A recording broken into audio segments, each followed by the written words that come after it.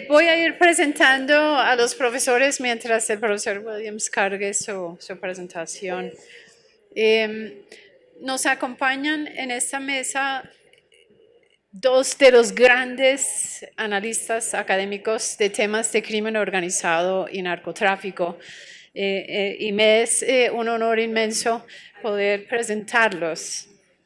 Bruce Bagley es profesor de la Universidad de Miami, fue uno de los supervisores de mi tesis doctoral, un amigo de hace muchos años que trabaja desde hace décadas temas de Colombia, como muchos saben. Nos va a hablar de nuevas dimensiones del nexo criminal político en América Latina mirando el siglo XXI. El propósito de este panel, pues para recordarles, es pensar ya hacia el futuro en las tendencias del crimen organizado para el 2019. Voy a resumir su hoja de vida de forma muy simple y desde memoria. Es autor de cientos de libros, artículos y publicaciones sobre temas relacionados con narcotráfico, Colombia, México, América Latina, seguridad. Es una hoja de vida que difícilmente podríamos resumir en pocos minutos. Fue anteriormente profesor de SAIS de Johns Hopkins University. Es colaborador frecuente de las universidades de los Andes y la Universidad ICESI en Cali. Veo que también ha colaborado extensamente con Flaxo Ecuador y con el CIDE de México, entre muchas otras instituciones en América Latina. En alguna de las iteraciones de su trabajo sobre crimen organizado y narcotráfico también ha ahondado, es de las pocas personas que piensa América Latina desde el rol de la mafia rusa. Ya el profesor Williams cargó su presentación. I'll bring you a translator in a sec. El profesor Williams nos va a hablar de tendencias globales del crimen organizado y por eso le voy a pedir a él hablar primero. Tiene una hoja de vida igual de extensa al profesor Bruce Bagley. Es de los analistas más reconocidos, yo creo que del mundo, en temas de crimen organizado. Cualquier persona que trabaja conceptualmente el crimen organizado obligatoriamente ha leído su obra. Los estudiantes que estudian este tema también consultan los handbooks y las publicaciones de él en este tema. Él es director del Centro Matthew B. Ridgway de Estudios de Seguridad Internacional de la Universidad de Pittsburgh y su investigación a lo largo de estas décadas se ha enfocado en el crimen organizado transnacional. Entiendo que más recientemente, más allá de la conceptualización, ha ido mirando distintos continentes y el comportamiento del crimen organizado en estos, incluyendo el continente africano. Ha sido también participante en distintos tipos de informe internacional de entidades tales como Naciones Unidas. Yo creo que ya estamos en familia, entonces voy a dejar de leer para poder aprovechar de este panel. Luego presento a Jeremy McDermott, pero voy a dar la palabra al profesor Williams para que nos haga su presentación. ¿Es 15 minutes okay for you? 15, okay. 15, maybe a few more. Okay. Thank you. It's a great pleasure to be here. Thank you, Arlene, for the invitation, and to Steve and Jeremy. It's a great pleasure to be here. So, the reason that I wanted to go first on this is because I'm going to do global trends. And we'll pick up on some of the themes that I think have already been raised by Angelica, and I think in that tour de force we just saw from Federico. So here's some assumptions, right? We're dealing with a globalized world, but one in which there's a backlash. Unfortunately, the backlash will actually make it much more difficult to cooperate in combating organized crime. And I think we're already seeing that in the strain in which the US president is creating with lots of traditional allies. He seems to treat his allies much worse than he treats traditional adversaries like Russia. It's also a world in which many states are perennially weak. I think very few have failed or collapsed. Bruce and I were talking a little bit about this a few minutes ago. But many are perennially and perpetually weak. And I think that provides all sorts of things for organized crime, all sorts of opportunities. And one of the things, it also means there are a few constraints. And I think a world in which there are multiple opportunities for organized crime is a really dangerous world, right? In terms of organized crime becoming more powerful. And we try to constrain organized crime. We rarely think about reducing opportunities for organized crime. And I think they're two very different strategies. We try to create the behavior. We rarely think about what can we do about the underlying markets and how can we make sure there are less opportunities in those underlying markets. And actually, a couple of years ago, with Colin Clark, who was then at Rand, is now at Carnegie Mellon, and Steve Davenport, we did a paper for the National Intelligence Council, actually looking at the future of organised crime over the next 5 to 10 years. And we came up actually with 4 worlds, and these are the 4 worlds. And what we did, we looked at about 8 or 9 drivers, like migration was one of them, globalization, geopolitical conflict. We looked at these drivers and then said, do they strengthen states or do they strengthen organised crime? And we came up with kind of 4 worlds. The first one, in which they strengthen organised crime and weaken states, we call criminal nirvana. The one where they both strengthened the top left there, as you look at it, we call criminal confrontation, right? And that becomes who adapts best. And my colleague at Pitt, Michael Kenny, has done a great book called From Pablo to Osama, looking at how governments adapt to criminals, how criminals and terrorists adapt to governments. Then we looked at 2 where essentially the opportunities were more constrained. And one was criminal recession, where states were stronger and could keep organised crime in its place. But the other one, where states were also weak, but organised crime didn't have the opportunities, we call criminal frustration. And I think what came out of this for me, looking at these drivers, looking at the impact on states, and this was at a very macro level, but looking at that, what came out was that opportunities are perhaps more important than we think, and we might want to think more about reducing opportunities and restricting opportunities than simply putting constraints on organizations. And I think that's one of the takeaways, I hope, that we think more about those. So some caveats, right? And I think Angelica made many of these. Some of these trends are already there. And the question then becomes, where are the tipping points? So, for example, we've talked a lot about synthetics, but botanicals are still going strong. So what is the tipping point when we really start to see the replacement of botanical narcotics with synthetics? What about continuity and change? Again, Angelica introduced it. And then what we found was that some of the drivers of change reinforce each other, but some offset. So, for example, if you think about demographic change, we have, in many developing countries, still a youth bulge. In many developed countries, aging populations. And that sets the scene for increased organ trafficking, right? Put all other things aside, but it does actually set the scene for increased organ trafficking. But you think about 3D printing, and you think about the capacity to print things like kidneys, which is now available, that could offset it. So again, that's an offsetting one. Okay, so trend 1, diversification, processes and strategy, and again, Angelica raised this a lot.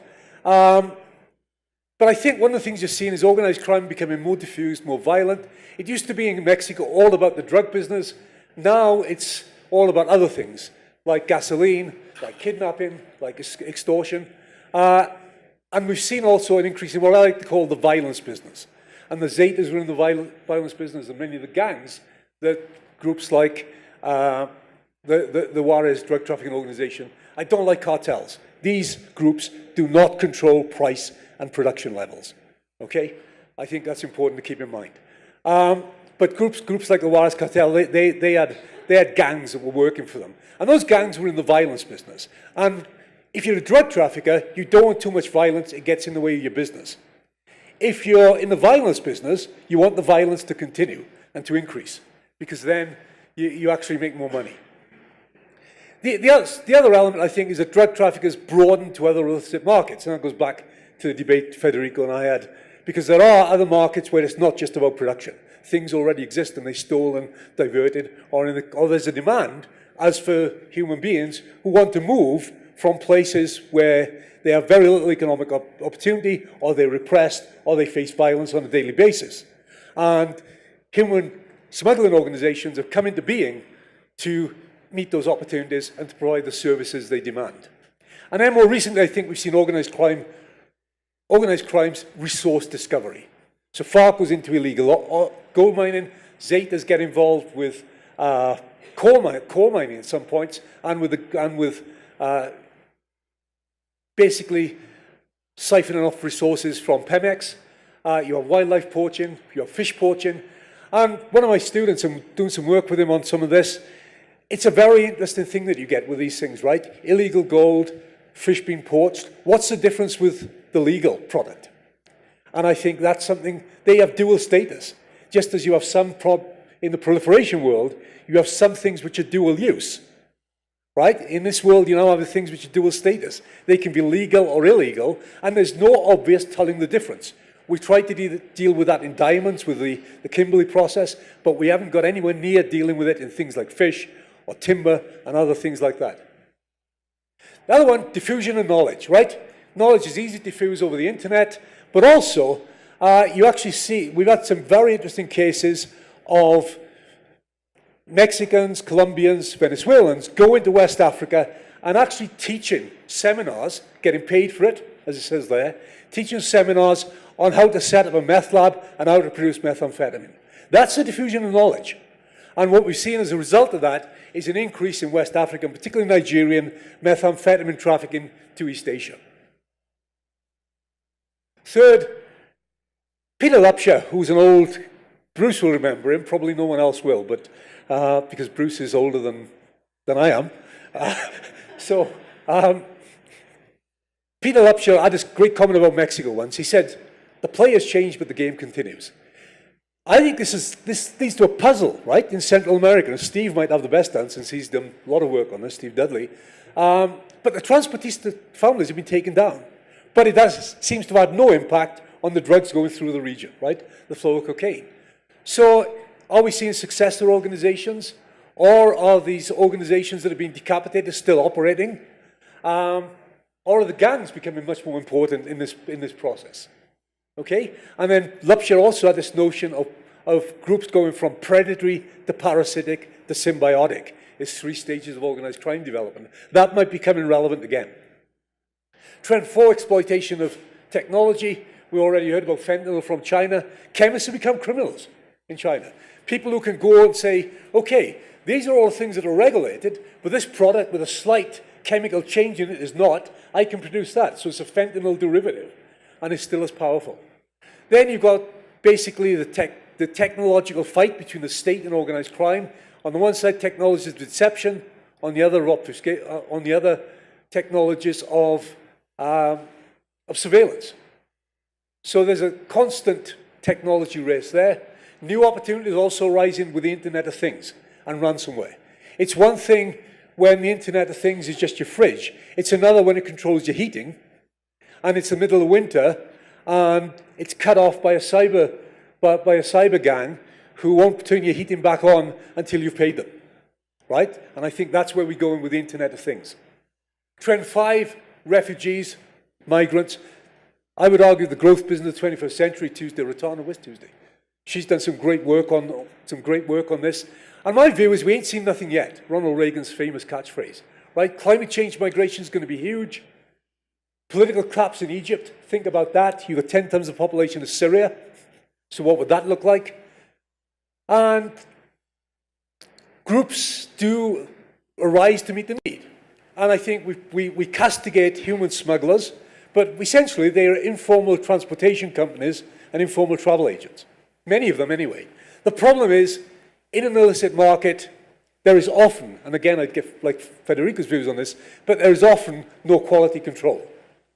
And that's the issue, right? So this is why we've had all the deaths we have in the Mediterranean, because people paid up front, the smugglers, and they don't care whether the boat makes it or not. Trend 6, criminal organizations as instruments of state policy. We've seen this with Putin. We've seen it with Pakistan, the D Company, and they've given him a safe, Pakistan has given Dawood Ibrahim a safe haven. It became too hot for him in Dubai, so he now lives in Karachi, has 2 homes in Karachi. The Pakistani likes to claim he's still in Dubai, but he's not. North Korea was involved back in the 90s. North Korea was big-time organized crime with diplomats and consulates often being the criminals. They've moved into cybercrime. And they actually had this incredible breach through SWIFT accounts in Bangladesh where they got 81 million. And that's better for them, right? Because they can have plausible deniability. Seventh, increase in diversity of structures. We have hierarchies, we have networks, we have hybrids. And I think different kinds of networks. I do a lecture where I do core networks, mesh networks, which is the core, there's a central direction. Mesh, there are groups that come together and coordinate without hierarchy. Brokers are where they're key individuals. This is what the arms trade is like, where they're key individuals who have companies, and often transportation companies that play a big part. And then flux networks in the Netherlands, it's 2 or 3 people coming together, breaking apart, and even Colombian groups are like that. Okay. The hybrids, the one we haven't given enough attention to is modular, and I think there was some talk about this, there was some suggestion about this morning, right? So Sinaloa has had groups that are responsible for part of the operation. They know nothing about what goes on before, nothing about what goes on after. And we haven't yet got a good handle on these modular, self-contained bits of the organizations along the supply chain. Next one is rise of hubs and super hubs. And this is something that very few people have talked about. Patrick Keefe has talked about it, Europol, and Gordon, who's an Australian. So there's some definitions. I think you can have logistic hubs, you can have concentration of crime hubs, or some places where both come together, and now you have what I'm starting to call super hubs. And I would argue Turkey, and particularly its role in relation to the wars in the Middle East, but Turkey, Spain, where you have Russians fighting Irish criminals, and a load of others, where gangs are, also from Latin America. That's become a super hub. Thailand's a super hub, particularly the Bangkok, Pattaya kind of corridor. Frozen conflict, they have the groups, but not necessarily the logistics, right, like Transnistria. Cities, I think Milan, and I think Federico's done some work on Milan, showing how basically it was very attractive. So groups migrated from the south of Italy to the north. But Karachi also. And Peter Lupshall also used to say port cities were often the hubs of organized crime. So the other one is state-seeking sanctions. Peter Andreas done some great work on the criminalization consequence of sanctions. So one of the biggest organized crime groups in Iran now is the Revolutionary Guard Corps, because it's been involved in circumventing sanctions. And as Peter said, that leads to a criminalization of the society. Oops. Okay, we talked about this a lot already, but the rise of alternative governance. It's partly related to state weakness, partly related to what Will Reno once talked about in terms of groups being both predatory and paternalistic, and then the balance becomes, but it's bottom up. A great example, my favorite, is the Lorenzanas in Guatemala, who were very paternalistic, had flood relief, had set up medical clinics, provided jobs, gifts at Christmas, did all sorts of things. Unlike the Mendozas, also in that region, in Paytan, who were very predatory and involved in a lot of land theft, and I think were responsible for a lot of the killings. So people are becoming, I'm glad Federico's more interested in this, because I think James Cocaine has written on this, Van der Felber Brown recently, in the quote I have there, and Desmond Arias. And Desmond's done some brilliant work, I think, on this. I've been trying to work out, particularly for Central America, typology of spaces, right? So are they peaceful, are they conflictual? And then I have state, non-state. And this is what I came up with first, formally governed or alternatively governed. And if you're at the conflict end of the spectrum, are you talking about confrontation between the state and non-state? Or are you talking about contested spaces? And prisons can be, Ben's talking about prisons, these are contested spaces in many cases. But the state sometimes gets involved as well, turns them into so they become confrontational spaces between the state and non-state. That was, and then there's a space of flows that runs through all this. But that's a useful way of thinking about it, but it's not enough, right? So, read Desmond Arias' last book and talked to someone I was doing some work on this for. We sat with this, and we came up with 3. So we added with another 2 dimensions, right? Mixed or hybrid spaces, and I think this is more realistic, and then layered conflicts, where you can have the state versus organized crime, but organized crime groups fighting each other. And then what's interesting for students of international relations, it becomes very interesting. Do you bandwagon or do you balance? All those kind of questions that we've looked at in states become important in the criminal world as well. Trend 10 is a new book that I got a chapter in on ISIS with Colin Clark by Kim Thatchik and Rolly Lau called Terrorist Criminal Enterprises. A lot of people have talked, I think, wrongly about collaboration between criminals and terrorists. That's not the issue. What's going on is terrorists engaging in do-it-yourself organized crime, right? I used that term about 15 years ago, and I think it's still correct. ISIS is the best example. But ISIS was AQI on steroids. It did nothing that AQI didn't do, but had a far greater territorial control. And that was critical. And it engaged in all these things, right? Taxation, on the one side, because it was a protostate, and extortion. And sometimes they were the same, sometimes they were different. But there was also trafficking of things that don't fit Federico's typology, but I think are important. And I'm hoping he will change his typology to incorporate them. And then other criminal organizations, very similar, right? Hezbollah has taxed drug traffickers like Czech Rehab. I mean, that was in Colombia. People said, well, they're working together. No, Hezbollah was demanding their cut of his proceeds. It was a tax. And AQM, everybody said AQM is working with drug traffickers to take cocaine shipments through the Sahel. This is what it really was. Thank you very much for listening.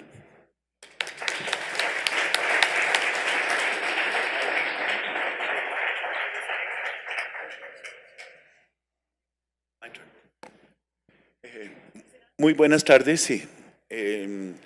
Normalmente, cuando en Colombia hablo en español, pero dado que el panel está más bien orientado al inglés, voy a hablar en inglés, si me permiten.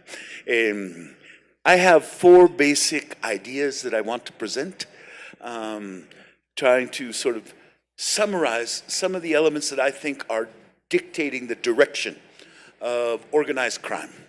I start with a kind of footnote.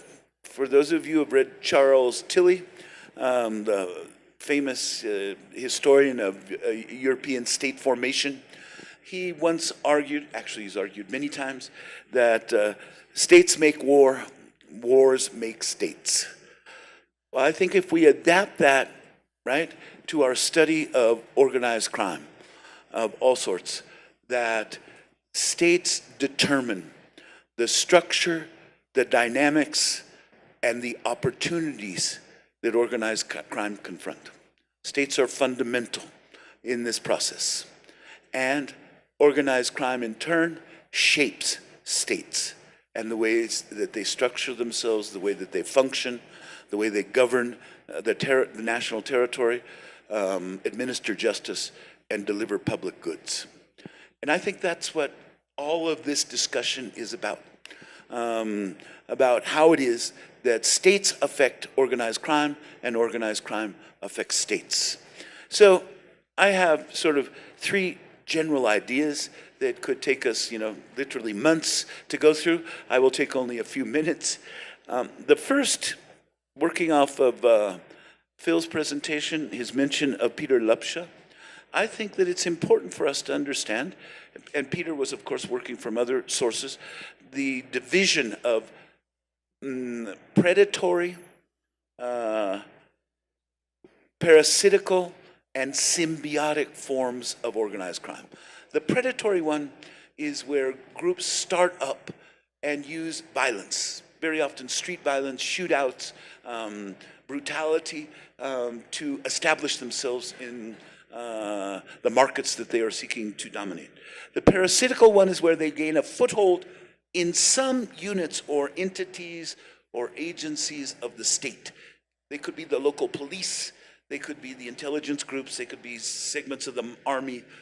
So the parasitical part is where they don't dominate the state, but they capture or at least infiltrate and control partially elements of the state. And the symbiotic one is where there is a fusion between organized crime and the state, or between state authority and organized crime, where there is no effective separation. Now, Peter Lepsha didn't develop this framework, and many others have begun to use it in various ways. I wanted to say a few things about it that I think help illuminate some of the trends that we are seeing in organized crime in the 21st century in Mexico, in Central America, in Colombia, and throughout the Western Hemisphere, to not go beyond the Western Hemisphere, but we certainly could. The first is that this paradigm that Peter Lepsha and many others have used is not lineal. At least in my opinion, it's not lineal. It doesn't go automatically from the predatory through the parasitical to the symbiotic, and sort of the end of history is reached. There is the real possibility of reversing these processes. If in fact you see symbiotic relationships in certain moments in time at a federal or national level, they can be reversed very often by external wars, by interventions, right, from other states. We've seen this in a variety of contexts. I need not get into it because there's no time. This is where CSIC, right, may have some role to play. It's where the United States, where the European Union and others may have a role to play. It very often, right, if there is a symbiotic relationship at the federal or national level, very often takes external forces to break that symbiosis between organized crime and the state, because it is so deeply entrenched. But the point I'm trying to make is that you can reverse it, and there are a variety of conditions, and a number of scholars have studied under what conditions that can be done. But you don't eliminate organized crime if you are in fact able to break the symbiotic relationship that exists today in Venezuela, or that exists today in Guatemala, or in a number of other countries around the globe, too many to list, because you can push the organized crime into subnational levels of organization. The same symbiotic relationship at the federal level can be established in specific states or departments or regions of a given country. And that creates all kinds of interesting, complex, and difficult dynamics. Even when the federal government, right, is supposedly opposed, you may well see in the state of Veracruz in Mexico, in the state of Michoacan in Mexico, in other parts of Mexico, this kind of symbiotic relationship, not at the federal level, but at the regional or state level. And of course, you can see the same kind of reversals if Mexico is successful, which I don't believe they're going to be, with the Mando Único efforts to give governors greater control. You can still have clear symbiotic relationships at the municipal or local level. What this means, right, is that we have to analyze not states, not mafia states. I think that's far too general a term most of the time. I think we have to look at subnational levels and see these dynamics, right? See how they alter the structure, dynamics, and opportunity, right? Opportunities exist for organized crime. This implies, right, that there are very complex relationships between elements at various levels of the state and organized crime. It is clearly possible for the organized crime to establish at municipal levels, as they have in many Latin American countries, forms of symbiotic relationship which make getting to them difficult. Think of the Clan Usuga, the Urabeños, the Gaitanistas, right? Or the Cartel del Golfo here in Colombia. They control significant parts of this territory. The reason the federal government, right, the national government in Colombia has not been able to get Otoniel has a great deal to do with their territorial control. But it's not simply territorial control, it's also control over the local political structures and local economic structures in a particular sub-region of the country. We could proliferate these examples to many other parts of Latin America. This seems to me to be a fruitful area for future research, to take a look at the nature, not simply at a national level, which often gets you into these declarations that Colombia is a failed state, that Mexico is a failed state, that everybody's a failed state, perdón. So I think that we could do a lot with all of that, looking carefully at the nature of national, subnational, and local relationships in order to understand under what conditions, for example, is it possible to establish relations that permit the state to coexist with organized crime, or to enter into relationships of complicity with organized crime, or to, in fact, establish certain forms of peace with organized crime, pax mafiosa, right? And all of these other things. It's not at the national level that it takes place, and we've got to study much more systematically these dynamics, because the future of organized crime, certainly in the Western Hemisphere, and especially in Latin America and the Caribbean, is going to be at the local and the regional level, not necessarily at the national level, which attracts too much attention. Okay, there's a second set of ideas that I wanted to put forward in the time that I have. This has to do with the actual structure of organized crime. I think that we have seen significant evolution, right, in the business models that organized criminal groups have taken on, and there have been several references to it. I want to try to add my 2 cents to clarify a couple of the points, particularly the one that suggests that we are seeing reconsolidation of organized crime, sort of the commonly used term cartel, right, of Medellin style or Cali or Sinaloa and others. I think that we've seen significant evolution in the forms that organized crime take, specifically because of pressures from individual states within the region and from international authorities against the specific forms of organized crime that previously developed. I'm thinking here, and I'll do it quickly, of the corporative form, or the pyramidal form, where it's hierarchical in nature. You have a CEO, somebody's in charge, right? And we've seen this kind of organization here in Colombia, certainly. We've, with the Cartel de Medellin. We've seen it in Mexico with the Carrillo Fuentes family, the Arellano Felix family, Juarez and Tijuana, just to mention a few. And many of these organizations have proven pretty bad for business over time. That is, they're fairly easy to get at because of the hierarchical nature, the pyramidal nature. And this, of course, justified the kingpin strategy that we saw pursued by the United States and many others. They have evolved into military forms of organization through the Zetas. I need not explain that, but they used, of course, a hierarchical method. But you've all seen what's happened to the Zetas after the death of Heriberto Lascano in 2011. We've seen a deterioration in the Zetas, and they have actually adopted more of a franchise model, a more decentralized model, precisely because it was easy to get at the military hierarchy. That also was a model that was relatively bad for business. It's not that we're never going to see signs of that kind of model before, or of the corporate model, but I think that we have seen evolution towards what Phil mentioned as the hub and spoke model. Center of a wheel, and then wheel with spokes going out. This is often called the horizontal model, where there is a center that organizes this, and you have to pay tribute to it very often.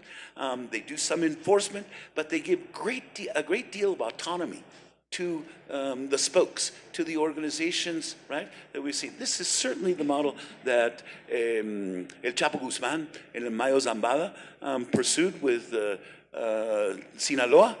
We've also seen it, increasingly here in Colombia. In fact, I think that we're seeing part of it with the so-called Urabeño group. They have a family core. It was blood ties and all the rest of that. Then they have more autonomous groups, and then farther out they have specialized groups. And I think that's the fourth model that we're seeing. We're seeing an evolution because of pressures from the state, because of international law enforcement, because of all kinds of, trial and error processes where we have seen major kingpins go down, where we've seen organizations come and go. We are seeing a fourth level of evolution into these more horizontal forms. I continue to call it hub and spoke, but the spokes are gaining greater autonomy, and there are 2 or 3 new dimensions. Phil was mentioning a few of them. I think that the first, right, is that we're seeing the introduction of networks. Mesh, all the rest of these terms are often used. That is, networks of specialists who are in charge of money laundering, who are in charge of obtaining the chemical inputs that are necessary for processing, that are in charge of shipping the drugs, getting it into the United States, or in charge of laundering the money, or of providing arms. These are specialist groups that are not part of the inner circle, not part of the hub. In fact, they don't need to be. It's better if they do not have the information about the other parts of the organization. That evolution, which is a fourth level, right, seems to me to be the trend that we're seeing, and you can bank on it. That's why we talk about the web, dark money, why we talk about Bitcoin, why we talk about all the rest of these things, because we are seeing this fourth type of evolution towards decentralization, specialization, the use of networks that are not directly forming part of the family. I think that this is going to continue and in fact grow in a variety of ways, but I have a couple of caveats. I think that the hub, very often the clan Usuga, for example, does not want to lose control. Some of you who know something about Buenaventura in this country know perfectly well that the clan Usuga finally sent sicarios to knock off people that were actually working for them who had failed to perform properly their role and became too brutal, too bloody, and attracted too much attention. So they sent hitmen from the hub to the periphery to take out groups that had failed to perform properly. That means that there is a fifth level of evolution in which the hub tries to reassert under certain circumstances through the use of brutality and violence, control over the spokes and over the more autonomous groups, particularly if they violated faith. Okay, third major point, and I'll do this quickly. We often talk about territorial control, control of territories, control of routes. I think we have to increasingly talk about a combined form of control. It's not just territory. It is political control, but it's not control in an ideological sense, that they want to establish a religious theocracy that they want, as ISIS and others apparently do. It's not that they want to carry out a revolution, right, as the FARC at least protested that it wanted to do for some time. They seek both territorial and political control because it is self-interest. It is a rational choice.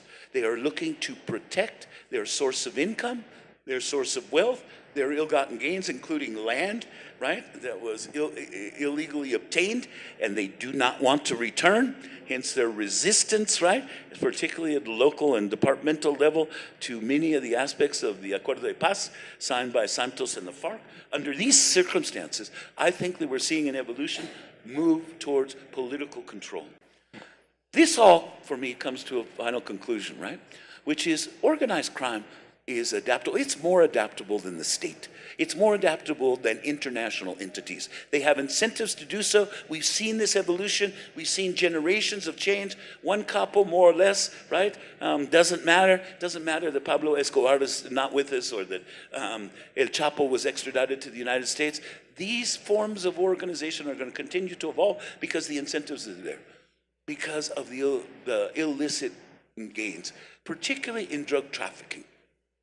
So it is my conclusion, after years of looking at all of this, that we really have to start to change our paradigm here. We have to seriously think about alternative ways of looking at this to get the money out of the organized criminal dimensions of drug trafficking. We have to think seriously, not just about legalization of marijuana, but about the decriminalization of heroic drugs, especially when they are not involved in violent crimes. This does not mean that we are going to eliminate from one day to the next all forms of organized crime, which many people protest about.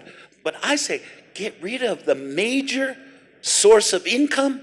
You will reduce, right, the inertia behind the locomotive that is driving so much of the penetration of states, so much of the limitations, right, on their ability to govern, to administer justice, or to deliver public goods, so much of the corruption. And unless we get serious about this, we can continue to think, right, about the next 100 years, very much as we have about the last 100 years, of a basically failed war against organized crime. Thank you.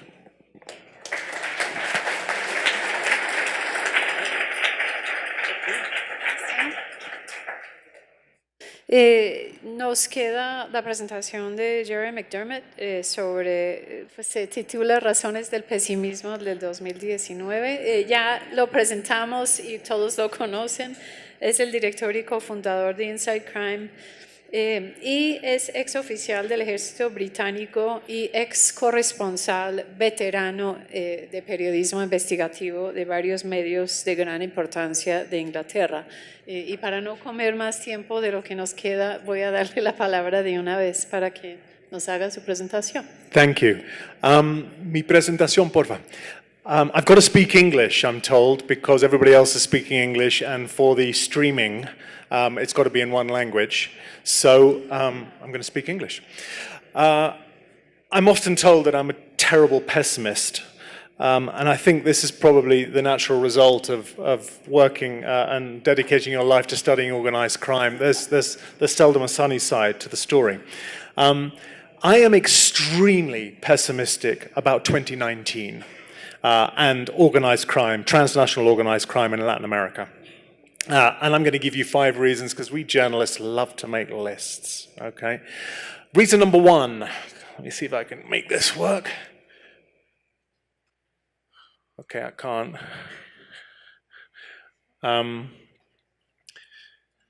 Which is, organized crime is by its nature, transnational organized crime is obviously transnational, and therefore we must have a transnational response if we hope to be able to contain it.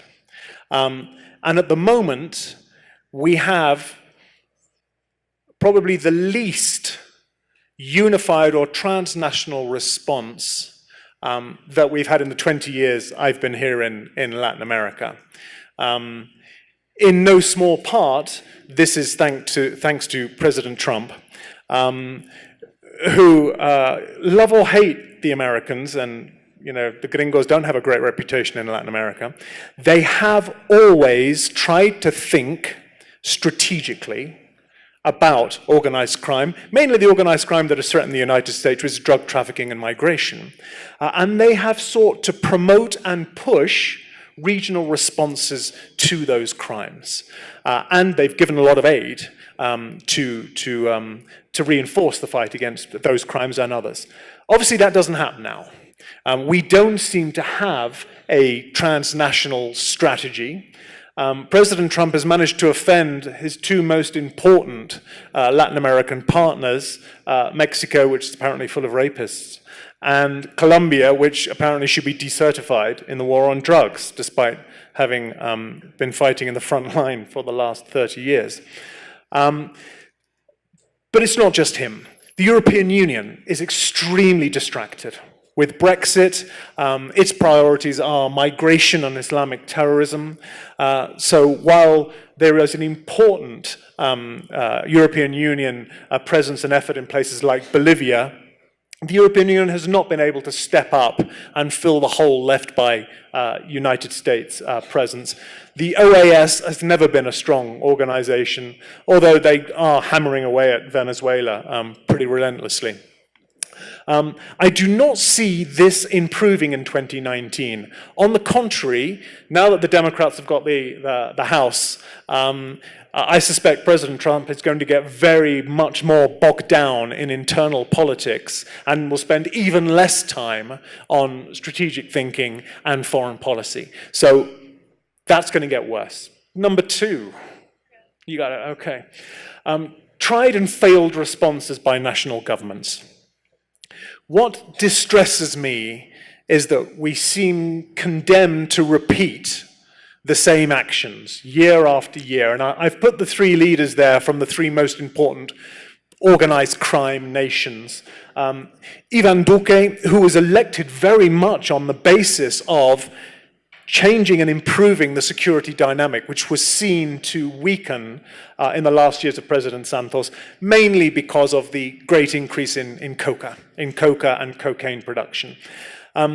He's been in 100 days. We haven't yet seen anything that suggests there's going to be any major change to the strategic dynamic. On the contrary, it's more of the same, but even less of that, because I see the implementation, which was very much lacking under President Santos, now lacking even more, and we'll come back to the criminal implications of that. Our friend in Brazil, it's still too early to judge him, he hasn't taken office, but the discourse is very much mano dura, iron fist, let's get out there, if people have to be executed, then boo-hoo. And we're going to fill up the prisons again, which the PCC are going to love.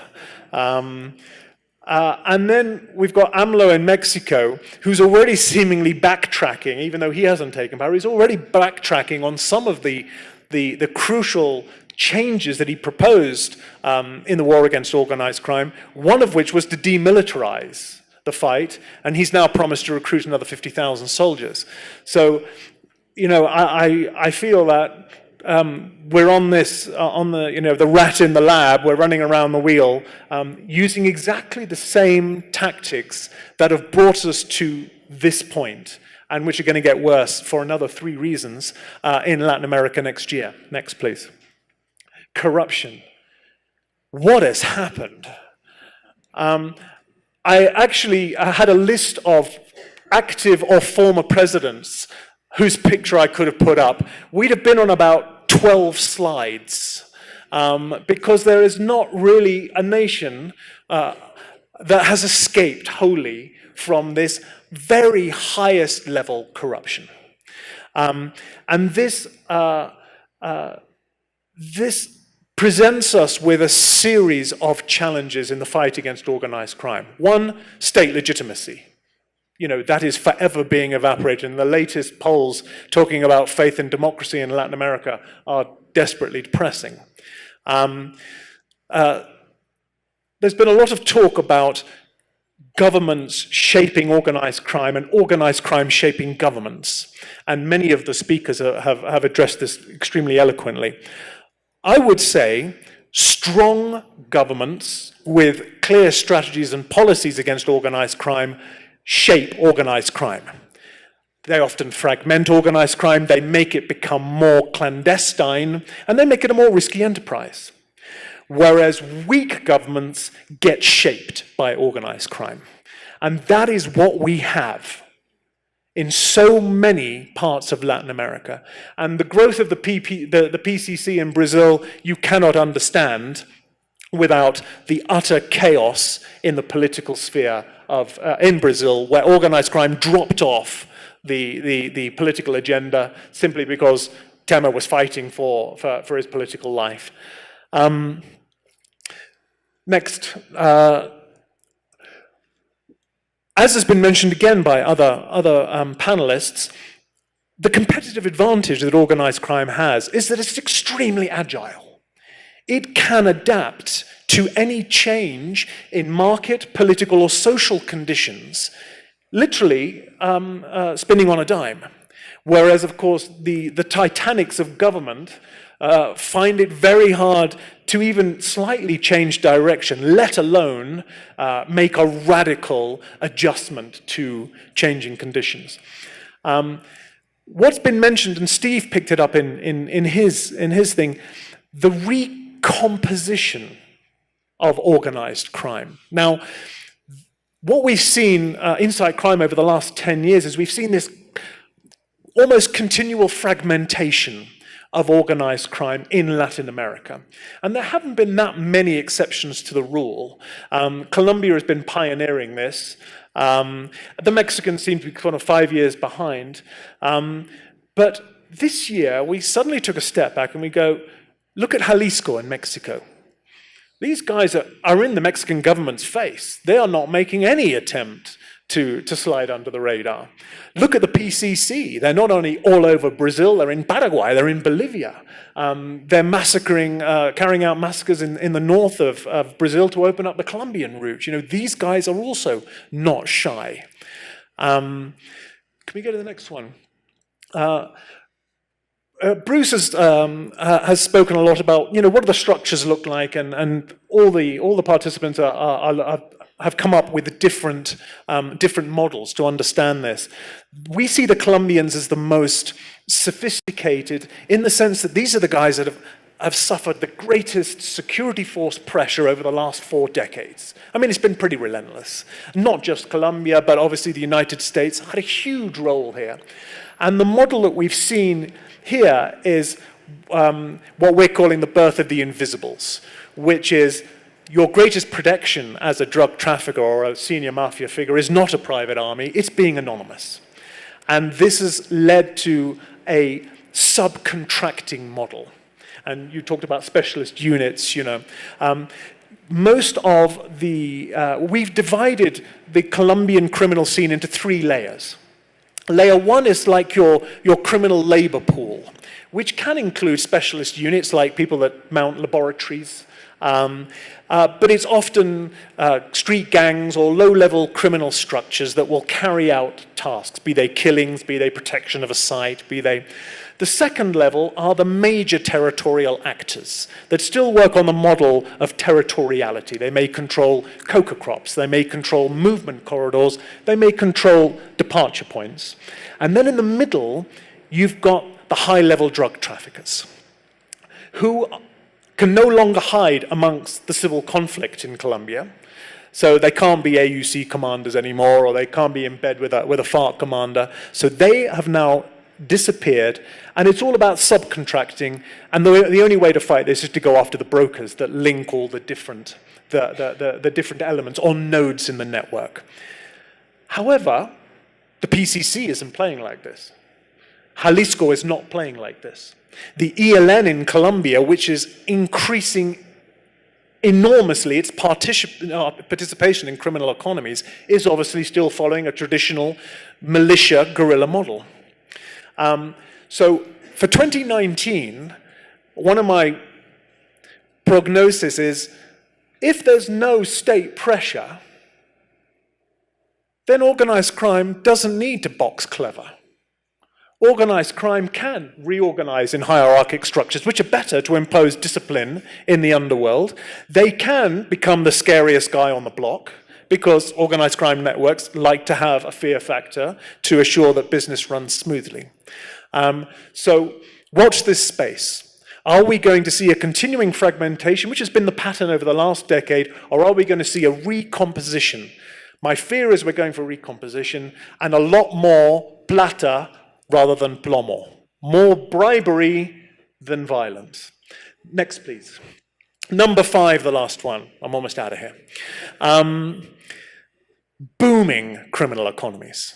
We've already mentioned, you know, Colombia is producing more cocaine than ever before, and Peru and Bolivia are not exactly cutting back their production. So we are at levels now that, according to the supply and demand market that Angelica mentioned, we should be seeing markets being saturated. We should see purity levels going through the roof, and we should see prices falling through the floor. We're not. Why are we not? Because in the drug business, the Colombians particularly have diversified their markets, and they are aggressively expanding into places which never had a cocaine issue. And for us, what we're looking at very closely is China.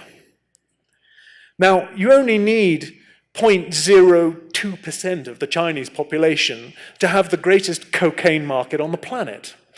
And the Chinese do seem to be embracing consumerism.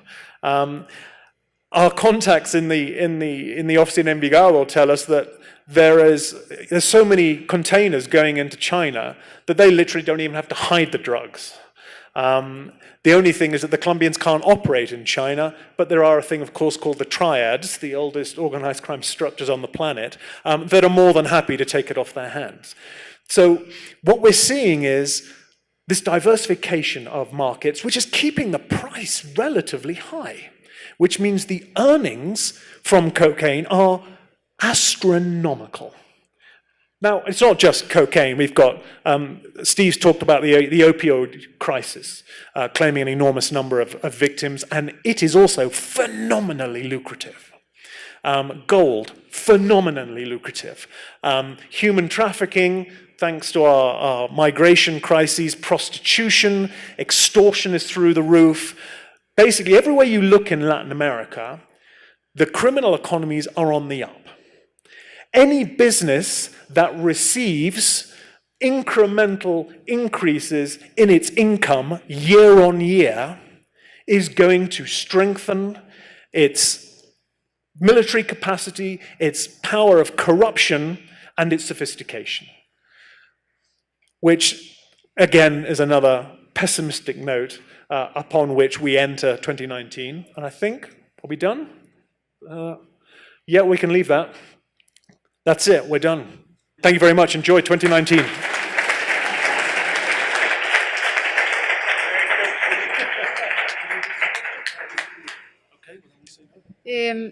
Es la 1:00 p.m. Yo quisiera proponer que, salvo que hubiera unas preguntas muy urgentes, cerráramos aquí y guardaran las preguntas para las sesiones pequeñas, pero si hay alguna necesidad urgente de hacer una pregunta, pues los hemos tenido aquí 4 horas. Y, sí.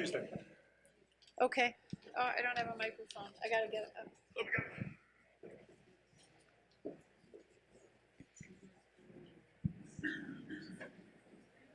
Thank you so much, Jeremy, for the microphone, and thank you very much, gentlemen, for 3 very interesting, very thought-provoking and broad-reaching presentations.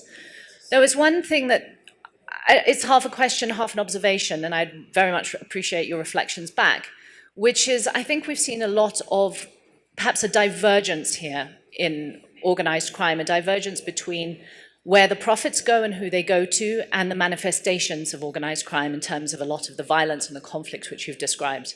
We did a study recently that was launched that looked at the profits earned in criminal activity in conflict zones, found that there are extraordinarily high levels of conflict, but only, say, 4% of the money being earned was going to local conflict actors. But all of our attention goes to those because they're violent. A study we're doing with Insight Crime, in fact, on the extortion economy showed the same, that the money earned to the local level extortionists in Central America is barely a livelihood that they would earn as a legitimate agricultural worker, but they are the highest turnover in terms of deaths, in terms of violence. So I was wondering if you would, because none of you really mentioned the corporatization of organized crime and the fact that, though Jeremy and his Invisible say that more and more the profits of organized crime go to people who look like us, who have white collars, nice jobs, nice houses, nice offices, and perhaps what are some of those consequences for the way that the criminal trajectory will play out?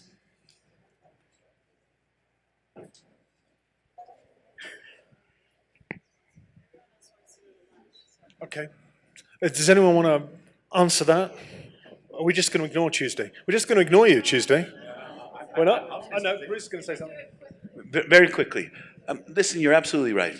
Always on the lowest level of, the eslabón or the ladder are the ones that receive the least, whether it's a peasant grower of coca leaf, right, or anybody else, a fighter, right, out in the campo.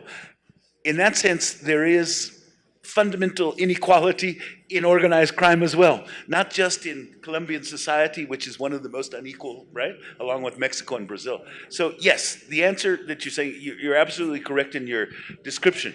I think this is going to be perpetuated, in great part because of what all of us are talking about in slightly different vocabularies, but essentially the same idea, which is that increasingly, particularly at the local and at the regional level, if not necessarily at the national level, governments are protecting organized crime, and they are reaping the benefits from organized crime. That kind of political criminal nexus allows even further concentration of the illicit profits and a further marginalization of those at the lowest rungs of the ladder.